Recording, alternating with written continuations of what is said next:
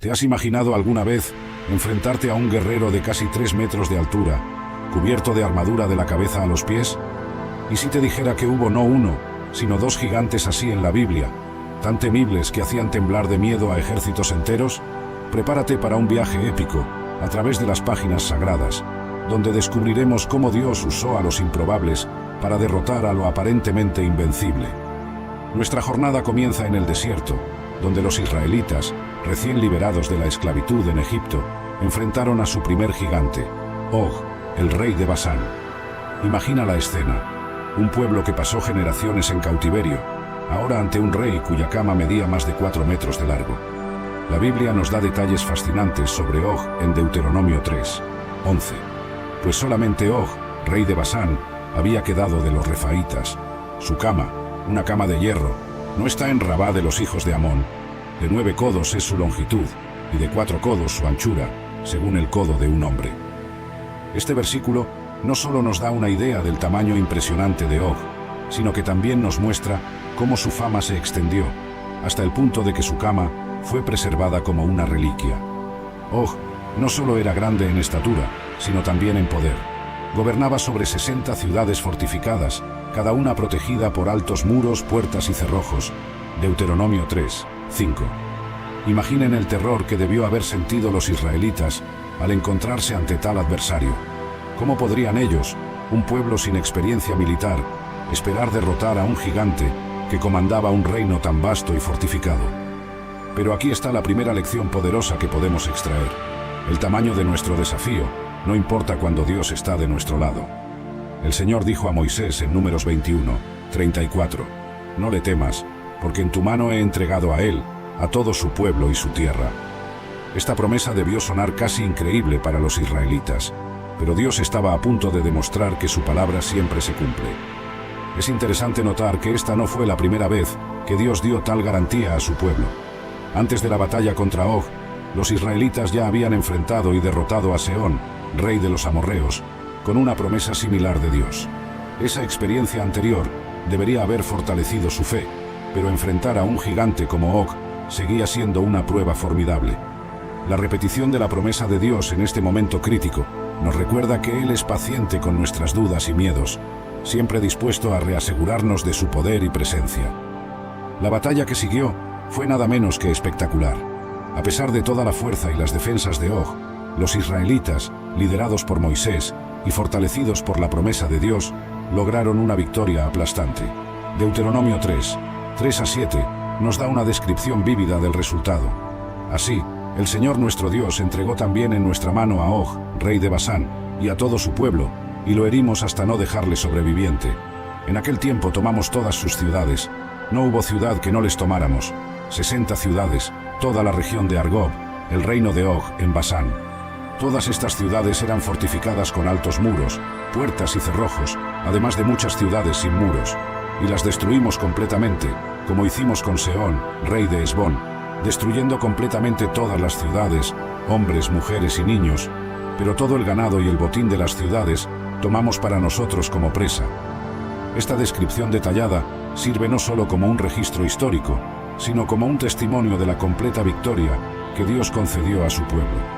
La mención específica de las 60 ciudades fortificadas enfatiza la magnitud del triunfo, mostrando que ninguna defensa humana, por más impresionante que sea, puede resistir el poder de Dios cuando Él actúa en favor de su pueblo. Esta victoria no fue solo un triunfo militar, sino un testimonio vivo del poder de Dios y de su fidelidad a sus promesas. Imaginen el impacto que esto tuvo en la fe y el coraje de los israelitas. Un pueblo que hace poco temía regresar a Egipto ante las dificultades, ahora había derrotado a uno de los reyes más temidos de la región. La conquista de Basán se convirtió en un hito en la historia de Israel, frecuentemente recordado en los Salmos y en otros pasajes como un ejemplo del poder liberador de Dios. Por ejemplo, el Salmo 135, 10-12 declara que hirió a muchas naciones y mató a reyes poderosos, a Sehón, rey de los amorreos, y a Og, rey de Basán, y a todos los reinos de Canaán, y dio la tierra de ellos en herencia a Israel, su pueblo. Esta memoria serviría como un faro de esperanza y confianza para las generaciones futuras, recordándoles que, con Dios, ningún obstáculo es insuperable.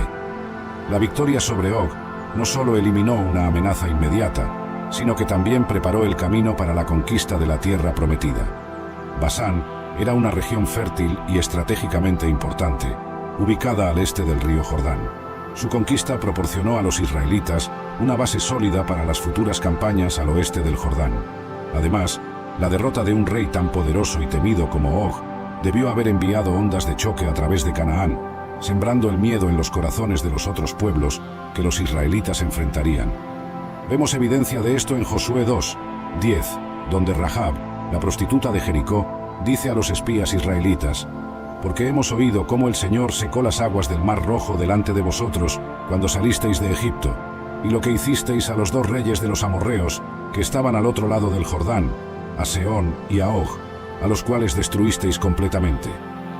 Este pasaje muestra cómo la fama de las victorias de Israel, incluida la derrota de Og, se extendió, cumpliendo la promesa de Dios de poner el temor de Israel sobre los pueblos. Deuteronomio 2:25. Pero la historia no termina aquí.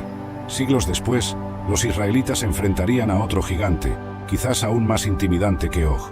Su nombre era Goliat, y surgiría como el campeón de los filisteos, los archienemigos de Israel, en la época del rey Saúl. El escenario de esta nueva batalla no podría ser más diferente. En lugar del desierto y las ciudades fortificadas de Basán, ahora tenemos el valle de Elá, una área fértil en la región montañosa de Judá. El contexto político y militar también había cambiado drásticamente. Israel ya no era un pueblo nómada recién salido de Egipto, sino una nación establecida con su propio rey. Sin embargo, a pesar de todos estos cambios, todavía enfrentaban el desafío de confiar en Dios ante un enemigo aparentemente invencible. Goliat era un espectáculo para ver. La Biblia nos da una descripción detallada en 1 de Samuel 17, 4-7. Entonces salió del campamento de los filisteos un hombre guerrero llamado Goliat, de Gat, cuya altura era de 6 codos y 1 palmo. Llevaba en la cabeza un casco de bronce, vestía una coraza de escamas que pesaba 5000 siclos de bronce. En las piernas llevaba grebas de bronce y una jabalina de bronce entre los hombros. El asta de su lanza era como un rodillo de telar, y la punta de su lanza pesaba 600 siclos de hierro, y su escudero iba delante de él. Pausamos un momento para considerar estas medidas. 6 codos y 1 palmo equivalen a aproximadamente 2,90 metros. La coraza que vestía pesaba alrededor de 57 kilos, más que muchas personas adultas. Su lanza era descrita como un rodillo de telar, con una punta de hierro que pesaba alrededor de 7 kilos. Goliat no era solo un gigante, era una fortaleza ambulante. Por 40 días, Goliat desafió a los ejércitos de Israel, burlándose de ellos y de su Dios. 1 de Samuel 17, 8-10, registra sus palabras de burla. ¿Por qué habéis salido a formar línea de batalla? ¿No soy yo filisteo y vosotros siervos de Saúl? Escoged de entre vosotros un hombre que baje a mí. Si él puede luchar conmigo y matarme, seremos vuestros siervos. Pero si yo lo venzo y lo mato, entonces seréis nuestros siervos y nos serviréis. Dijo además el filisteo: hoy desafío a las tropas de Israel. Dadme un hombre para que luchemos juntos. Imagina el efecto devastador que esto tuvo en la moral de las tropas israelitas. Cada mañana y tarde, durante más de un mes, se les recordaba su aparente inferioridad ante este coloso filisteo. El miedo se esparcía como una plaga por el campamento. La situación era tan grave que 1 de Samuel 17, 11 nos dice: oyendo Saúl y todo Israel estas palabras del filisteo, se turbaron y tuvieron gran miedo. Es en este escenario de desesperación que entra en escena un héroe improbable, David, un joven pastor. La introducción de David en la narrativa se hace de manera aparentemente casual. No estaba en el campo de batalla, sino en casa, cuidando las ovejas de su padre. Fue solo cuando su padre lo envió a llevar suministros a sus hermanos en el ejército que David se encontró con la situación. 1 de Samuel 17, 20-22 nos dice: David se levantó de madrugada, dejó las ovejas al cuidado de un guarda, tomó la carga y partió, como Isaí le había ordenado. Llegó al campamento cuando el ejército salía en orden de batalla y daba gritos de guerra. Israel y los filisteos se pusieron en orden, fila contra fila. David dejó su carga al cuidado del guardián del equipaje, corrió a las filas y saludó a sus hermanos. Esta escena enfatiza el contraste entre David y los soldados experimentados. Mientras ellos se preparaban para la batalla con gritos de guerra, David llegaba como un simple mensajero, ajeno al terror que dominaba el campamento. Cuando todos los guerreros experimentados temblaban de miedo, este joven, movido por una fe inquebrantable, se ofreció para enfrentar a Goliat. La reacción inicial de David al desafío de Goliat es reveladora. 1 de Samuel 17, 26 registra sus palabras. Entonces habló David a los hombres que estaban junto a él diciendo: ¿Qué harán al hombre que mate a este filisteo y quite el oprobio de Israel? ¿Quién es este filisteo incircunciso para que desafíe a los ejércitos del Dios viviente? Observa cómo la perspectiva de David es radicalmente diferente a la de los soldados. Donde ellos veían a un gigante invencible, David veía solo a un filisteo incircunciso que osaba desafiar al Dios viviente. Esta diferencia de perspectiva es crucial para entender el valor de David. Su confianza no estaba en su propia fuerza o habilidad, sino en la fidelidad y poder de Dios. La oferta de David para luchar contra Goliat fue inicialmente recibida con escepticismo e incluso ridiculización. Su propio hermano, Eliab, lo acusó de arrogancia e irresponsabilidad. 1 de Samuel 17, 28. El rey Saúl, cuando finalmente accedió a dejar que David luchara, intentó vestirlo con su propia armadura, un gesto que, aunque bien intencionado, demostraba una falta de comprensión de la verdadera fuente de fuerza de David. La negativa de David a usar la armadura, 1 de Samuel 17, 39, no fue solo una cuestión de comodidad física, sino una declaración de fe. Estaba confiando no en la protección humana, sino en la protección divina. Las palabras de David a Saúl, en 1 de Samuel 17, 37 resumen su confianza. Dijo además David: «El Señor que me libró de las garras del león y de las garras del oso, Él me librará de la mano de este filisteo». Y Saúl dijo a David: «Ve, y el Señor esté contigo». El enfrentamiento entre David y Goliat es uno de los momentos más dramáticos e inspiradores de la historia bíblica. Las palabras de David al acercarse a Goliat resuenan a través de los siglos. «Tú vienes contra mí con espada, lanza y jabalina, pero yo vengo contra ti en el nombre del Señor de los ejércitos, el Dios de los ejércitos de Israel, a quien has desafiado. Hoy el Señor te entregará en mis manos, y yo te venceré. Te cortaré la cabeza, y daré hoy los cadáveres del campamento filisteo a las aves del cielo y a las bestias de la tierra, para que toda la tierra sepa que hay Dios en Israel». 1 de Samuel 17, 45 a 46. Esta declaración no es solo una demostración de valor, sino una profesión de fe. David entendió que esta batalla no era solo entre él y Goliat, sino una oportunidad para que Dios demostrara su poder a todas las naciones. Lo que siguió fue uno de los momentos más inesperados y decisivos de la historia de Israel. Armado solo con una honda y 5 piedras lisas, David enfrentó al gigante. 1 de Samuel 17, 49 a 50 describe el desenlace. Y David metió la mano en su bolsa, tomó de allí una piedra y la tiró con la honda, hiriendo al filisteo en la frente. La piedra se le clavó en la frente y cayó rostro en tierra. Así prevaleció David sobre el filisteo con una honda y una piedra, lo hirió y lo mató sin tener una espada en la mano. Este momento no solo decidió la batalla, sino que también demostró de manera dramática que la verdadera fuerza no reside en el tamaño físico o el armamento, sino en la fe y la confianza en Dios. La caída de Goliat, con una única piedra certera, no fue solo un golpe de suerte, sino una manifestación. ¿Alguna vez te has quedado despierto por las noches preguntándote quién era Dios antes de crear todo lo que conocemos? Es una pregunta que hace temblar la mente más brillante y que ha inquietado a teólogos durante siglos. Imagínate la eternidad pasada, cuando no existían las estrellas, ni la tierra, ni el tiempo mismo, solo Dios. Pero ¿cómo era Él? ¿Qué hacía? ¿De dónde vino? Prepárate para un viaje fascinante hacia el misterio más profundo del universo. Mira, hay preguntas que nos quitan el sueño, ¿verdad? Como cuando éramos chicos y preguntábamos de dónde vienen los bebés o por qué el cielo es azul. Pero hay una pregunta que va más allá de todo eso, una que ha hecho que los filósofos más inteligentes se rasquen la cabeza durante miles de años. Es esta: ¿de dónde vino Dios? Cuando alguien nos dice que Dios creó todo, inmediatamente nuestro cerebro humano quiere saber quién creó a Dios. Es natural, porque todo lo que conocemos en este mundo tiene un origen, un comienzo. Tu auto fue fabricado en alguna planta automotriz, tu casa fue construida por alguien, incluso tú mismo fuiste concebido por tus padres. Todo tiene una causa, todo tiene un punto de partida. Pero aquí es donde las cosas se ponen realmente interesantes, amigo. La Biblia nos dice algo que desafía completamente nuestra forma natural de pensar. En el libro de Apocalipsis, capítulo 1, versículo 8, Dios mismo declara: Yo soy el Alfa y la Omega, dice el Señor Dios, el que es y que era y que ha de venir, el Todopoderoso. ¿Te das cuenta de lo que está diciendo aquí? Él es el que es, el que era y el que ha de venir.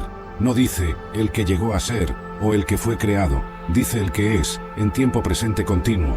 Es como si el tiempo mismo fuera irrelevante para él. En el Salmo 90, versículo 2, el salmista lo expresa de una manera que te va a dar escalofríos. Antes que naciesen los montes y formases la tierra y el mundo, desde el siglo y hasta el siglo, tú eres Dios. Fíjate bien en esa expresión, desde el siglo y hasta el siglo. En hebreo, esa frase significa desde la eternidad pasada hasta la eternidad futura. Ahora, déjame contarte algo que me impactó mucho cuando era joven. Recuerdo que estaba en una clase de filosofía en la universidad y el profesor nos hizo una pregunta que me dejó pensando durante semanas. Nos dijo: si el universo tiene un comienzo, ¿qué había antes del comienzo? Algunos estudiantes dijeron nada, otros dijeron otro universo. Pero cuando llegamos a hablar de Dios, ahí es donde todo se complica. La mente humana funciona de manera secuencial. Pensamos en términos de antes y después, de causa y efecto. Es como cuando vemos una película. Hay un inicio, un desarrollo y un final. Pero Dios no es una película, hermano. Él no tiene inicio ni final porque Él mismo es quien creó el tiempo.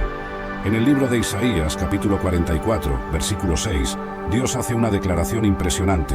Así dice Jehová, Rey de Israel, y su Redentor, Jehová de los ejércitos: Yo soy el primero, y yo soy el postrero, y fuera de mí no hay Dios. Aquí Dios está diciendo que Él es el primero, no porque fuera creado primero, sino porque antes de Él no había nada, y es el postrero, no porque vaya a morir, sino porque después de Él no habrá nada más. Es como intentar explicarle a un pez qué es estar seco. El pez vive toda su vida en el agua, conoce solo la humedad. Para él, la sequedad es algo incomprensible. Nosotros vivimos toda nuestra vida dentro del tiempo, y la eternidad nos resulta incomprensible. Pero aquí está lo fascinante: aunque no podemos comprender completamente la naturaleza eterna de Dios, podemos aceptarla por fe y explorar lo que las Escrituras nos revelan sobre Él, porque la Biblia no nos deja completamente a oscuras sobre este misterio. La pregunta, ¿de dónde vino Dios?, en realidad está mal formulada. Es como preguntar, ¿cuál es el color del número 7? O, ¿a qué sabe el sonido del violín? Son preguntas que no tienen sentido porque mezclan categorías que no van juntas. Dios no vino de ningún lugar porque Él trasciende el espacio. Dios no comenzó en algún momento porque Él trasciende el tiempo. Ahora que entendemos que la pregunta sobre el origen de Dios está mal planteada, necesitamos dar un paso más profundo. Imagínate por un momento que eres un personaje de un videojuego. Para ti, la realidad es esa pantalla, esas reglas del juego, ese mundo digital. Pero el programador que creó ese videojuego existe fuera de esa realidad. Él no está sujeto a las reglas del juego que creó. Algo parecido pasa con Dios y nuestra realidad. Nosotros estamos atrapados dentro del tiempo y el espacio, pero Dios existe fuera de estas dimensiones. En 2 de Pedro, capítulo 3, versículo 8, encontramos una pista fascinante. Mas, oh amados, no ignoréis esto, que para con el Señor un día es como 1000 años, y 1000 años como un día. ¿Te das cuenta? Para Dios, el tiempo no funciona como para nosotros. No es que Él viva muy lentamente o muy rápidamente. Es que Él trasciende completamente el tiempo. Imagínate que pudieras ver toda tu vida como si fuera una película pausada. Puedes ver tu nacimiento, tu infancia, tu juventud, tu vejez, todo al mismo tiempo. Eso es más parecido a cómo Dios ve la historia. En el libro de Isaías, capítulo 46, versículos 9 y 10, Dios hace una declaración que nos deja boquiabiertos. Acordaos de las cosas pasadas desde los tiempos antiguos, porque yo soy Dios, y no hay otro Dios, y nada hay semejante a mí, que anuncio lo por venir desde el principio y desde la antigüedad, lo que aún no era hecho. Mira esa frase: anuncio lo por venir desde el principio. Dios puede hacer esto porque para Él no hay porvenir. Él ve todo el panorama completo de la historia como nosotros vemos una fotografía. Pasado, presente y futuro son conceptos humanos que no aplican a Dios de la misma manera. Recuerdo una conversación que tuve con un físico cristiano hace algunos años. Me explicó algo que me voló la mente. Me dijo que según la teoría de la relatividad de Einstein, el tiempo no es una constante universal, depende de la velocidad y la gravedad. Un astronauta que viaja a gran velocidad envejece más lentamente que alguien en la Tierra. Si esto es cierto en el mundo físico que conocemos, ¿te imaginas cómo debe ser para un Dios que trasciende toda la física? Pero no necesitamos física cuántica para entender esto. La Biblia ya nos lo había explicado desde hace miles de años. En el Salmo 139, versículos 7 al 10, David escribe: ¿A dónde me iré de tu espíritu? ¿Y a dónde huiré de tu presencia? Si subiere a los cielos, allí estás tú. Y si en el Seol hiciere mi estrado, he aquí, allí tú estás. Si tomare las alas del alba y habitare en el extremo del mar, aun allí me guiará tu mano y me asirá tu diestra. David está describiendo la omnipresencia de Dios. Él no está limitado por el espacio. No podemos señalar un lugar en el universo y decir, Dios está aquí pero no allá. Él llena todo el espacio, pero también existe fuera del espacio. Es como si el espacio fuera una pecera y Dios fuera el océano que contiene esa pecera. En Primera de Reyes, capítulo 8, versículo 27, cuando Salomón dedica el templo, hace una observación increíble. Pero es verdad que Dios morará sobre la tierra. He aquí que los cielos de los cielos, no te pueden contener, cuanto menos esta casa que yo he edificado. Salomón entendía algo profundo. Ni siquiera todo el universo puede contener a Dios. Él es más grande que todo lo que existe. No está limitado por las dimensiones que conocemos: largo, ancho, alto, profundidad, tiempo. Todas estas son categorías creadas por Él, pero Él las trasciende. Ahora, imagínate cómo era antes de crear el universo. No había norte ni sur, no había arriba ni abajo, no había ayer ni mañana, solo Dios en su existencia perfecta y completa. Para nosotros es imposible visualizar esto, porque nuestro cerebro necesita puntos de referencia. Pero Dios no necesita puntos de referencia, porque Él es el punto de referencia absoluto. Esto nos lleva a una comprensión asombrosa. Dios no necesitaba crear nada para ser completo. Él ya era perfecto en sí mismo. La creación no fue porque Dios estuviera aburrido o solo. Fue un acto de amor puro, libre y soberano. ¿Sabes qué es lo que más me fascina de la Biblia? Es que no evade las preguntas difíciles. No nos dice, no preguntes eso, o es muy complicado para que lo entiendas. Al contrario, nos da pistas increíbles sobre la naturaleza eterna de Dios. Vamos a explorar algunos pasajes que nos van a dejar con la boca abierta. Empecemos con algo que Dios le dice a Moisés en el libro de Éxodo, capítulo 3, versículo 14. Cuando Moisés le pregunta su nombre, Dios responde: Yo soy el que soy. Luego añade: Así dirás a los hijos de Israel: Yo soy, me envió a vosotros. En hebreo, este nombre es Yahweh, que viene de la raíz Haya, que significa ser o existir. Pero fíjate en algo increíble. Dios no dice yo era o yo seré, dice yo soy. Es un presente eterno, continuo, inmutable. Es como si Dios estuviera diciéndonos, mi esencia misma es la existencia pura. Los filósofos han intentado durante siglos explicar este concepto. Hablan del ser necesario versus los seres contingentes. Nosotros somos seres contingentes porque dependemos de otras cosas para existir. Necesitamos oxígeno, comida, nuestros padres nos trajeron al mundo, pero Dios es el ser necesario. Él existe por necesidad propia, no por dependencia de algo más. En el Nuevo Testamento, Juan nos da otra pista fascinante en el primer capítulo de su Evangelio. En el versículo 1 dice: En el principio era el Verbo, y el Verbo era con Dios, y el Verbo era Dios.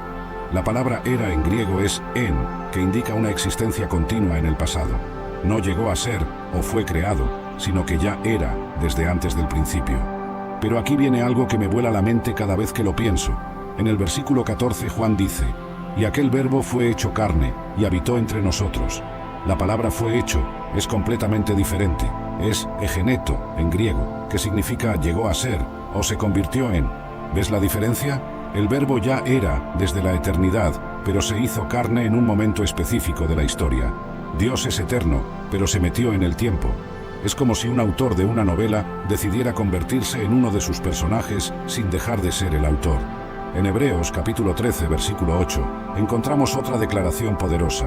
Jesucristo es el mismo ayer, y hoy, y por los siglos. No dice que Él será el mismo o que era el mismo. Dice que es el mismo. Su naturaleza no cambia, no evoluciona, no se deteriora. Mira lo que dice el profeta Malaquías en el capítulo 3, versículo 6. Porque yo Jehová no cambio. Por esto, hijos de Jacob, no habéis sido consumidos. Dios está diciendo que su inmutabilidad es precisamente lo que nos da seguridad. Si Dios cambiara como cambiamos nosotros, no podríamos confiar en sus promesas. El Salmo 102, versículos 25 al 27, nos da una imagen hermosa de esta eternidad. Desde la antigüedad fundaste la tierra, y los cielos son obra de tus manos. Ellos perecerán, mas tú permanecerás, y todos ellos como una vestidura se envejecerán, como un vestido los mudarás, y serán mudados. pero tú eres el mismo, y tus años no se acabarán. Imagínate esta escena. Todo el universo, con sus galaxias gigantescas y sus billones de estrellas, es comparado con ropa que se envejece y se cambia. Pero Dios permanece igual. No envejece, no se cansa, no necesita renovarse. En Santiago, capítulo 1, versículo 17, encontramos otra descripción fascinante. Toda buena dádiva y todo don perfecto desciende de lo alto, del Padre de las luces, en el cual no hay mudanza ni sombra de variación. Esta frase, sombra de variación, es increíble en el original griego. Se refiere a cómo las sombras cambian durante el día conforme se mueve el sol. Pero en Dios no hay ni siquiera esa mínima variación que produce una sombra. Él es absolutamente constante. Ahora, déjame contarte algo que me impactó mucho cuando era joven pastor. Estaba preparando un sermón sobre la eternidad de Dios y me topé con Primera de Juan, capítulo 1, versículo 5. Dios es luz, y no hay ninguna tiniebla en él. Al principio pensé que solo hablaba de su pureza moral, pero después me di cuenta de que también habla de su naturaleza eterna. La luz no necesita ser creada cada momento, simplemente es. Y donde hay luz verdadera, no puede haber oscuridad al mismo tiempo. Dios no tiene partes oscuras, partes incompletas, partes que necesiten desarrollo. Él es luz pura, existencia pura, ser puro. Desde la eternidad pasada hasta la eternidad futura, Él simplemente es, sin cambio, sin comienzo, sin final. Aquí llegamos a uno de los misterios más profundos y hermosos de toda la Biblia. ¿Qué pasaba dentro de la Trinidad antes de que existiera cualquier cosa creada? Esta pregunta me ha fascinado durante años, y aunque nunca podremos comprenderla completamente, las Escrituras nos dan destellos increíbles de esta realidad eterna. Empecemos con algo que Jesús dijo en Juan, capítulo 17, versículo 24. En su oración al Padre, Jesús declara: Padre, aquellos que me has dado, quiero que donde yo estoy, también ellos estén conmigo, para que vean mi gloria que me has dado, porque me has amado desde antes de la fundación del mundo. ¿Te das cuenta de lo que está diciendo aquí? El Padre amaba al Hijo desde antes de la fundación del mundo. Había amor circulando dentro de la Trinidad desde la eternidad pasada. No era un Dios solitario esperando crear algo para amar. Era un Dios